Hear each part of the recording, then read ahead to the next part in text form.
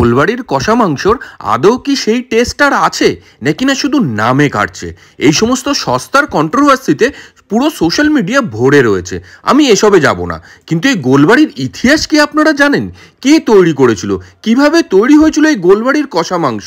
Mutton কষা, mutton কিমা, chicken liver, paratha এগুলোর টানে লাস্ট কয়েকশো বছর ধরে পশ্চিমবঙ্গের বিভিন্ন প্রান্ত থেকে মানুষ ছুটে আসে এই গোলবাড়িতে। এই রেস্টুরেন্টের আসল নাম কিন্তু নিউ পাঞ্জাবি রেস্টুরেন্ট। আজ থেকে 138 বছর আগে রতনচন্দ্র অরোরার হাত ধরে শ্যামবাজার পাঁচমাথার মোড়ে অর্ধগোলাকৃতি একটা বাড়িতে শুরু হয় এই নিউ পাঞ্জাবি রেস্টুরেন্টের যাত্রাপথ। শ্যামবাজারে ছোট্ট একটা রেস্টুরেন্ট, এই সরু গলি দিয়ে ঢুকে গেলে গায়ে গায়ে বসার কাঠের চেয়ার, এই জায়গাতেই প্রতিদিন হাজার হাজার মানুষ খাচ্ছে এদের স্পেশাল মাটন কষা আর মাটন চাপ। মাটন কষায় এরকম 4 পিস মাটন আপনারা পেয়ে যাবেন, যেটা পরাঠা এবং চাটনি দিয়ে খেতে অসাধারণ লাগে। কেমন লাগলো ভিডিওটা জানাতে ভুলবেন না।